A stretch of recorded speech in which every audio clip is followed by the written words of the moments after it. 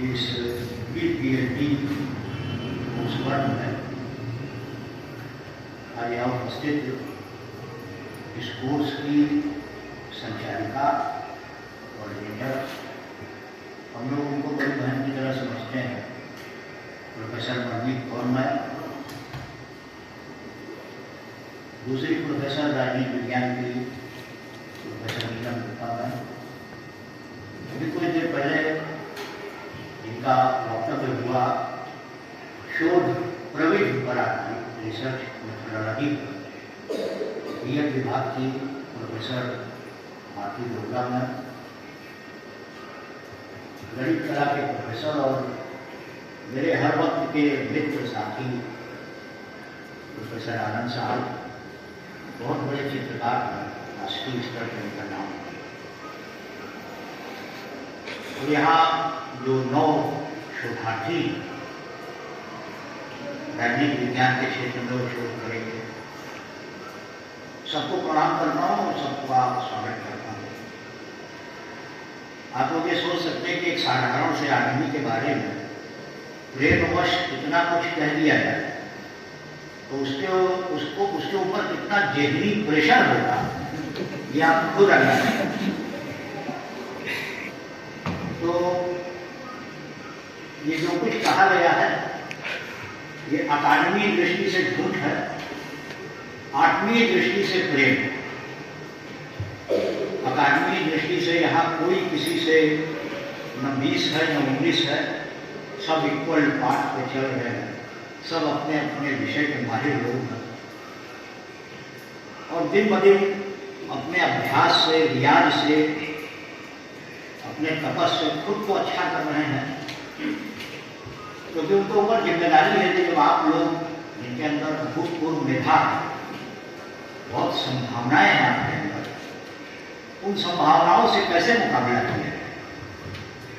कई बार मैं सोचता हूँ कि जो IIT या IIM जैसे या मेडिकल इंस्टीट्यूट्स में जो प्रोफेसर पढ़ाते हैं, उनके सामने कितना अच्छा बच्चा बैठा होगा, तो उतने अच्छे बच्चों को पढ़ाने के लिए, राइट वे में गाइड करने के लिए शिक्षक को भी अच्छा होना चाहिए, वरना बैलेंस बिगड़ता है।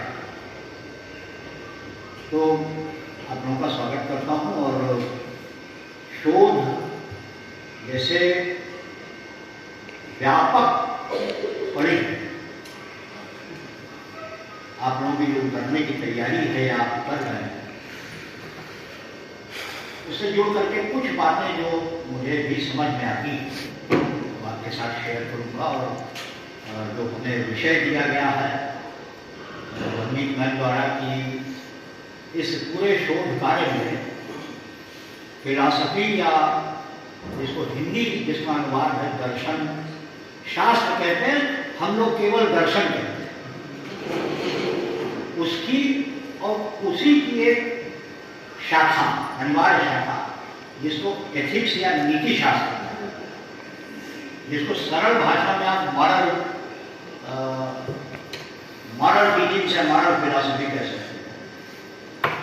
उस पर मैं आपसे बात करूंगा कि उसकी वो क्या है और उसकी क्या भूमिका है किसी चीज को खोजने, गढ़ने, बनाने और उसको एक निष्कर्ष, सम्यक निष्कर्ष, सम्यक मीन्स एब्सोल्यूट, ऑलमोस्ट एब्सोल्यूट और राइट कंक्लूजन के लिए जाने में उसकी क्या भूमिका है।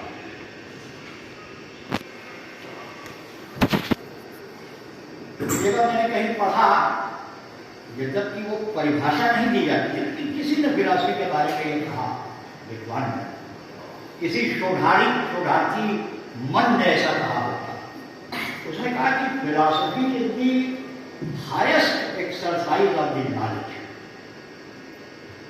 कि ज्ञान के क्षेत्र में जो सबसे उच्चतम एक्सरसाइज, अभ्यास, तपस्या, साधना है, उसका नाम फिलॉसफी है ना दर्शन।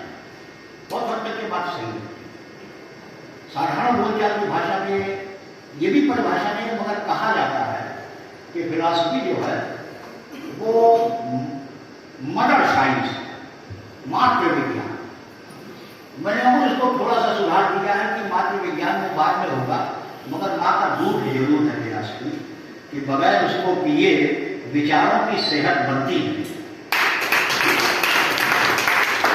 तो फिलॉसफी हर वक्त है, जैसे फिलॉसफी शास्त्रीय ढंग से पढ़ी है उसके साथ भी है, और जिसने नहीं पढ़ी है उसके साथ। मतलब आप ये मान सकते हैं, और मैं कहने का कि हिमाकत कर सकता हूँ, साहस कर सकता हूँ कि फिलॉसफी जो है वो आपकी पर्सनैलिटी में इनबिल्ट। उसके लिए फिलॉसफी पढ़ना या तो इसके लिए खास एंडिवर करना, प्रयास करना बहुत जरूरी नहीं है। घुट्टी में फिलॉसफी है, जो घुट्टी में फिलॉसफी है वो पहली आती है हमारे रिलीजन से। हम कहीं ना कहीं किसी न किसी धर्म से जुड़े हुए लोग हैं। रिलीजन जो है वो भारत की सांसों में है, और वो रिलीजन नहीं जो काम चला है, वो रिलीजन है जहां जाकर के आदमी खुद की इनकम्प्लीटनेस को कंप्लीट करने की कोशिश करता है, या तो फिलोसोफाइज होकर के या एक सिंपल रिलीजियस माइंड। तो फिलॉसफी और रिलीजन में बड़ा अंतर है, मगर कई बार दोनों साथ साथ करके दिखाई देते हैं। तो भारत हम जानते हैं धर्म प्रधान देश है। भारत में धर्म के नीचे भी सारी प्रायोरिटीज वरीयताएं आती हैं। अर्थ हो, समाज हो, व्यवस्था हो, ये सब अगर धार्मिक अनुबंधों का पालन नहीं करती है तो हम उसको बहुत हैप्पीली एक्सेप्ट नहीं करते। इसीलिए हमने जो एथिक्स पढ़ी है, नीति शास्त्र पढ़ा है, वो हमने खाली अपने सुखी होने की कामना कभी नहीं। हमारा बहुत पुराना ऋग्वेदिक और धारणा सर्वे भवन्तु सुखिनः सर्वे सन्तु निरामया सर्वे भद्राणि पश्यन्तु मा कश्चित् दुःखभाग् भवेत्। मतलब हम तब तक सुखी नहीं जब तक सभी सुखी। ये हमारा एथिकल व्यू पॉइंट, नैतिक व्यू पॉइंट, कि हमारे सारे कर्मों का एक ही मापदंड है। सारी प्राप्तियों, हम जो कर रहे हैं और हम जो प्राप्त कर रहे हैं, उसका एक ही मापदंड है कि कहीं वो खाली हमारे लिए ही तो नहीं हो, सबको प्राप्त हो रहा है नहीं प्राप्त। इसमें बराबर एक जो इंडियन जीनस और जीनियस, उन दोनों की नजर इस पर टिकी है। और शायद इसीलिए हम दुनिया में किसी भी देश से अधिक फिलॉसफर नहीं है। फिलॉसफी दुनिया में बहुत जगह है, मगर इन ट्रू सेंस सच मायने में फिलोसोफाइज हमने खुद को भारत में ही बहुत अच्छी तरीके से किया और पाया।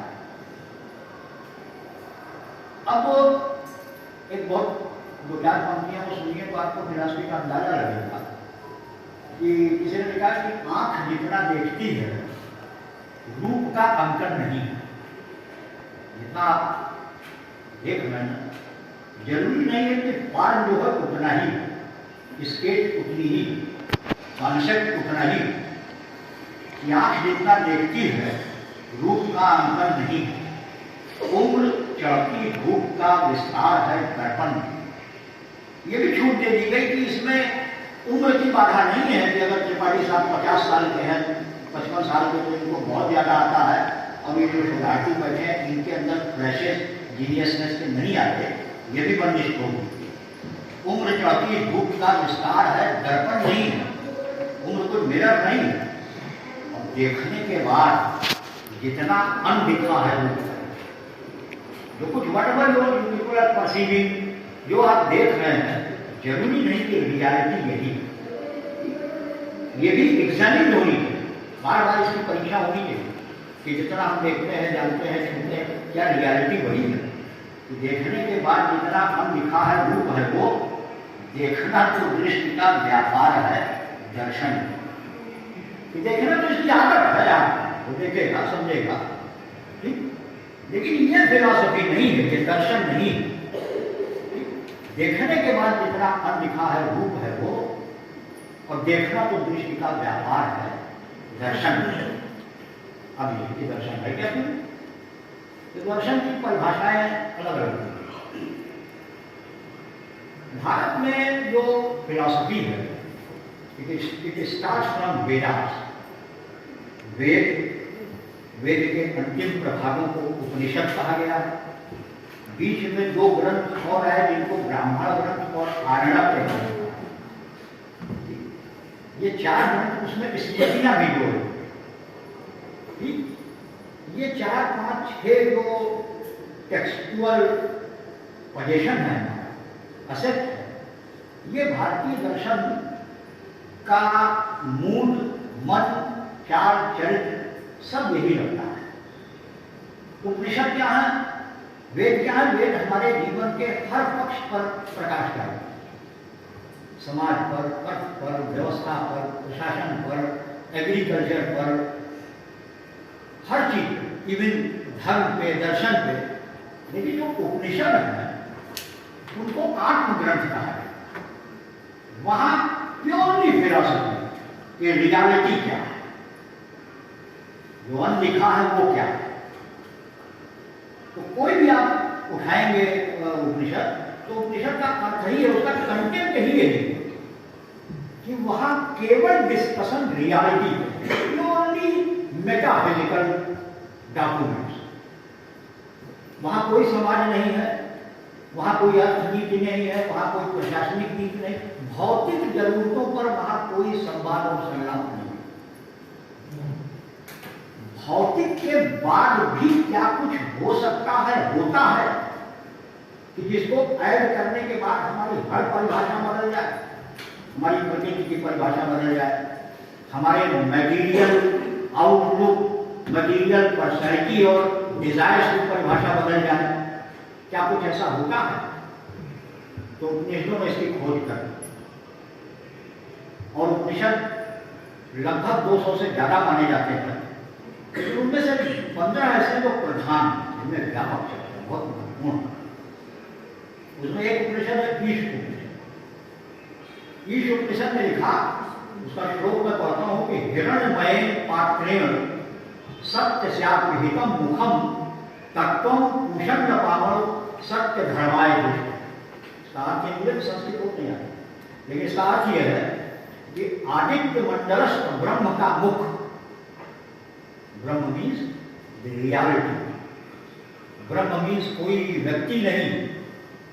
ये तब सगुण निगुण सब की चर्चा है, मगर हमारे यहाँ के काम की जानने की बात यह है कि ब्रह्म जो है वो अल्टीमेट एंटिटी और रियलिटी, जिसमें फिजिकल और नॉन फिजिकल ये जो बंटवारा हमारे दिमाग में, ये सब खत्म हो जाता है, and only one reality remains, that is ब्रह्म। और उसका प्रधान एट्रीब्यूट, प्रधान गुण है कि वो सत्य है, चित्त है, आनंद है, वो रियल है, सत्य है। चित्त माने वो प्योर कॉन्शियसनेस है, और जब इतना प्योर है, इतना बड़ा एग्जिस्टेंस है, तो लाभ वाला वो आनंद है, उसको किसी चीज की अपेक्षा नहीं है, वहां कोई इनकम्प्लीटनेस है ही नहीं। व्यग्रता में, सुख दुख में, कम ज्यादा में, वही रियलिटी या वही एग्जिस्टेंस होती है जिसको किसी चीज की प्रतीक्षा हो, अपने कंप्लीट हो। ये जो ब्रह्म की खोज की गई, उसमें उन्होंने ये कहा कि ये ब्रह्म ऐसी रियलिटी है, एब्सोल्यूट रियलिटी है कि यहाँ कुछ कमी है ही नहीं, इसी से सब कुछ निकला।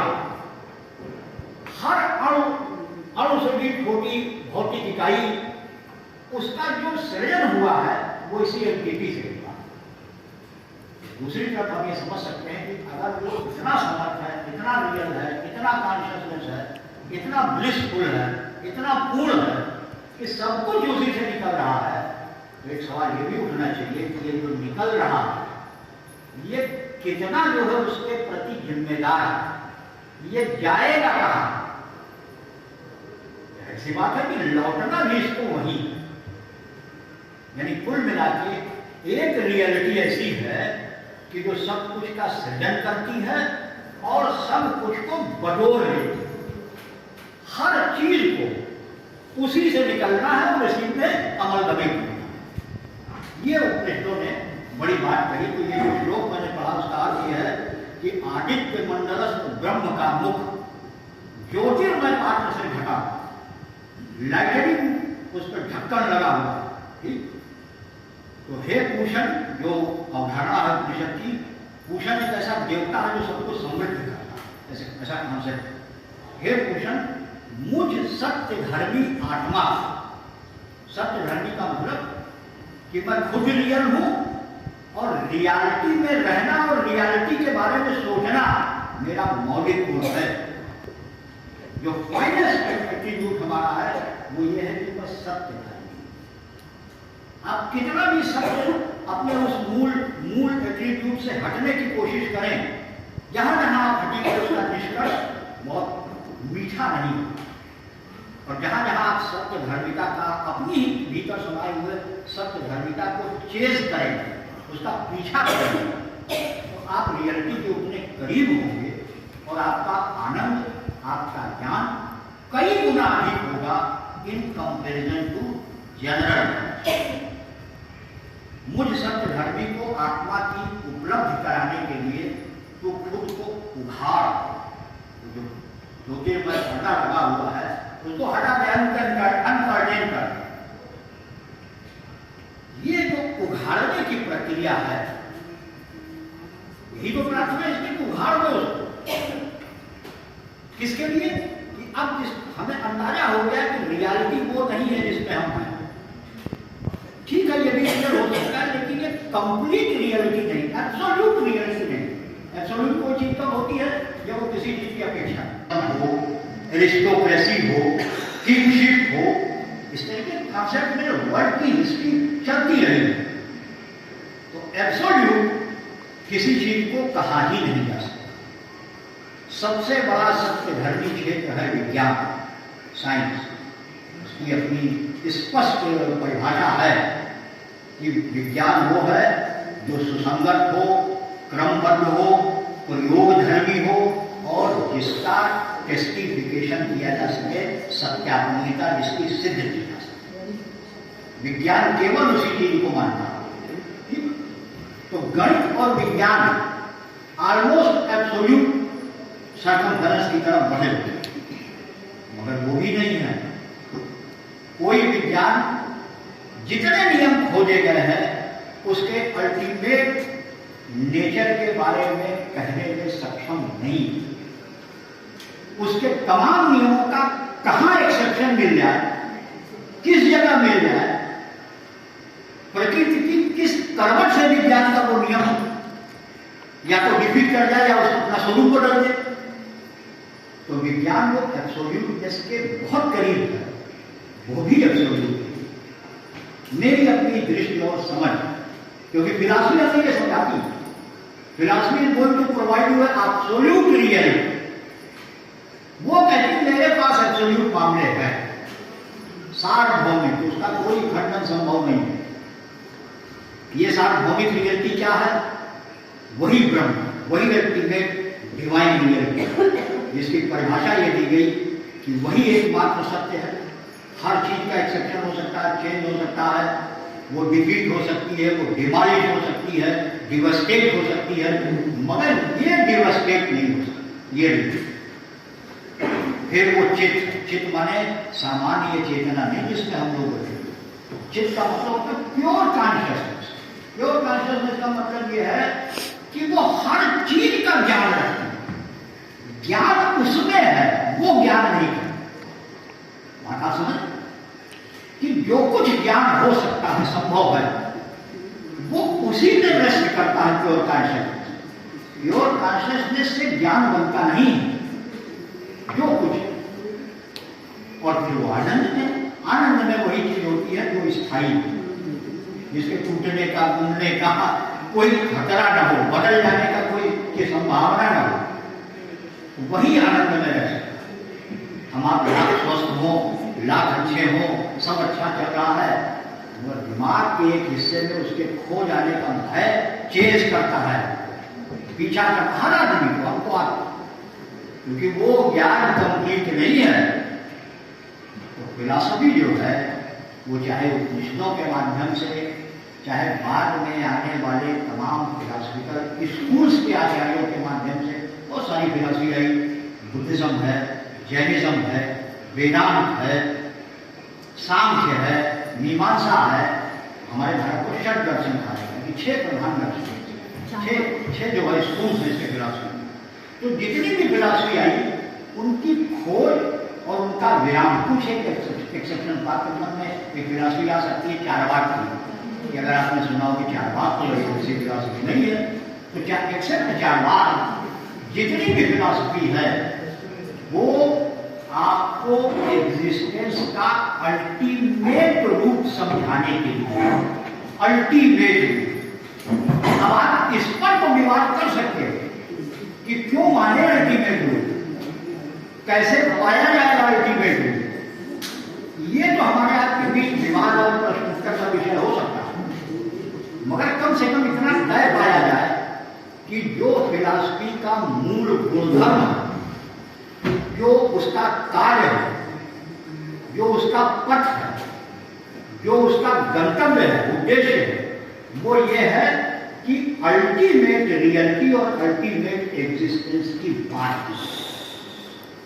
If it is possible it should be kept in the documents, उसको रखा है और सबने रखा, बुद्ध ने भी रखा, जैन ने भी रखा, उपनिषद ने दिखाई दिया कि प्योरली आत्मविद्या के ग्रंथ जहां केवल एक ही चीज है कि ये जो हम अपने आप को बहुत लोअर एक्सिस्टेंस मानकर चलते हैं ना, कि जिसमें सोल रिजाइड करती है, रेस्ट करती है, ये बहुत भोथरी कल्पना है, बहुत छोटी कल्पना है। हमारे अंदर में ये जो सोल है ना, यही ब्रह्म है, हांट इट, चेज इट। हमारे यहां परिभाषा दी गई कि ये कहा गया कि अरे वह आत्मा श्रोतव्यो, दृष्टव्यो, मंतव्यो, निधिध्यासितव्यो। हमको निर्देश मिला है मनुष्य कि हमारे भीतर ये जो आत्मा है ना, इसका दर्शन करो, इसको देखो। देखने का आंख से नहीं, आप बराबर उसको देखते रहिए, कहाँ है, क्या है। हम इसको प्राण की तरह समझ के इसको एक छोटी सी साइकिल में बांध देते हैं हम लोग, याद है आदमी पैदा होता है, बड़ा होता है, फिर मर जाता है। ये हमारा कॉन्सेप्ट है ना, बुद्ध का कॉन्सेप्ट है। बुद्ध ने जब इतनी सी बात देखी ना कि एक बच्चा है, बड़ा हुआ, युवा हुआ, बड़ा समर्थ है, बड़ा सुंदर है, अगले स्टेज पे वो रोगी हुआ, उसके अगले स्टेज पे और रोगी हुआ, और फाइनल स्टेज पे वो खत्म हो गया। वो जो हम देख रहे इसमें नहीं बात क्या है, बुद्ध के लिए बहुत ये अलार्मिंग पॉइंट है। बुद्ध ने कहा कि इतना ही आदमी, केवल इतनी सी बात है आदमी की सत्ता में, तो उनको लगा नहीं सर, आदमी इतना सा नहीं है, इसकी रियलिटी कहीं और एग्जिस्ट कर, इसकी रियलिटी का पता लगा, इसके भीतर कोई एब्सोल्यूट मामला छिपा हुआ, उसका पता लगा। बुद्ध ने चेस किया, आपने बहुत सरल ढंग से कहीं कहीं पढ़ा होगा कि आपने देखा कि बाद में बुद्ध ने उनको जो एनलाइटनमेंट हुआ, जो ज्ञान हुआ, उस ज्ञान को उन्होंने पूरी दुनिया के सामने रखा, एंड स्टिल भी एंजॉय बुद्धिज्म कि बुद्ध ने क्या किया। तो फिलॉसफी का ये जो कथन है कि आत्मा को देखिए, दृष्टव्यो, मंतव्यो, इसमें मनन करिए, श्रोतव्यो, इसको बराबर सुनते रहिए क्या, और उसके बाद आखिरी चीज ये बताइए, काम इतने से नहीं बनेगा। निधिध्यासितव्यो, निधिध्यासन उसको कहते हैं फिलॉसफिकल प्रैक्टिस में कि जिस चीज को आपने ज्ञान लिया थ्योरेटिकली, ठीक, उसकी प्रैक्टिस भी करिए, उसको बार बार टेस्टिफिकेशन में लाइए, उसका इम्तिहान भी करना है। इसको कहते हैं निधिध्यासितव्यो। एक वैज्ञानिक जब कोई नियम निकालता है तो 1000, 2000, लाख जगहों से उसको अप्लाई करके देखता है कि इसका टेस्टिफिकेशन हो गया कि नहीं हो गया, ठीक। इसी तरीके से अगर एक विचार हमारे पास आया, ठीक, अब ये वैज्ञानिक लोग तो हैं, इनको तो भीतर के संसार में मिल गया, समझ में आ गया कि ब्रह्म जो एब्सोल्यूट रियलिटी है, ये जो फिजिकल प्लेन है, नॉन फिजिकल प्लेन है, या किसी भी प्रकार का प्लेन है, इस सारे प्लेन्स को एक प्लेन और प्लेन में समाना, ये बात फिलॉसफर से कहते हैं। तो इसमें निधिध्यासन करना, इसमें बराबर मंथन करना, निधिध्यासन का मतलब गहरा चिंतन और बार बार उसकी सत्यापनीयता का प्रमाण लेना। तो फिलॉसफी का किंतु हर्षण हो एक कि वो कुछ आपको अल्टरनेटिव रियलिटीज की तरफ नहीं जाती। और दूसरा ये बताती है कि ये प्लान तक आप इसलिए नहीं पहुंच पा रहे हैं, अब ये बहुत इंपॉर्टेंट है कि आप उस प्लान तक इसलिए नहीं पहुंच पाए, आपने जानकारी कर ली, किताबों में पढ़ लिया, अच्छा लगा, किताबें बंद कर दी आपने, बात पुरानी हो गई, फिर कभी प्रसंग आएगा तो जान लेंगे, लेकिन आप उसकी तरफ चलते इसलिए नहीं है। ये फिलॉसफी का दूसरा पक्ष बहुत महत्वपूर्ण है कि इसकी प्रैक्टिस बहुत कठिन है, इसकी प्रैक्टिस बहुत कठिन है। बड़ी आसानी से सुनने में लग सकता है कि सर्वम खलविदम ब्रह्म, कि जितना कुछ है सब में ब्रह्म ही ब्रह्म है, अल्टीमेट रियलिटी है, एब्सोल्यूट रियलिटी है। अगर सब कुछ में ब्रह्म देखना है ना, तो ये बहुत कठिन प्रैक्टिस है। ये ऐसा थ्योरम है जिसको हल करने में अस्तित्व दांव पे लग जाता है। दुधारी तलवार है, इसमें इसको जानना, इसका टेस्टिफिकेशन करना, इस पे निधिध्यासन करना, ये दुधारी तलवार आप कब करना है पता नहीं, लेकिन इस डर के भय से हम किसी ट्रुथ को इग्नोर नहीं कर सकते। ठीक, आप कहें कि कोई चल ही नहीं सकता, चलना बड़ा कठिन है, आप नहीं चल सकते ना। जिन लोगों ने उपनिषदें रची हैं, जिन भगवान बुद्ध के सारे उपदेश 3 पिटारियों में बंद है, उनको त्रिपिटक कहते हैं, जिन जैनियों के उपदेश ग्रंथों में बंद है, जिन वेदांतियों के उपदेश तमाम ग्रंथों में बंद है, वो लोग तो चले हैं। उन लोगों ने तो वर्ल्ड को, दुनिया को, ह्यूमैनिटी को एक अल्टरनेटिव प्लान दिया है, या अल्टरनेटिव ना कहें तो कंप्लीट प्लान दिया है, कंप्लीट ज्ञान। तो फिलॉसफी के साथ जो दूसरा एक दिक्कत तलब चीज है कि इसके ज्ञान मार्ग का अनुसरण करती है, लेकिन अब कठिन का अर्थ ये नहीं है कि हम उस पर चलेंगे नहीं, उसके बारे में जानेंगे।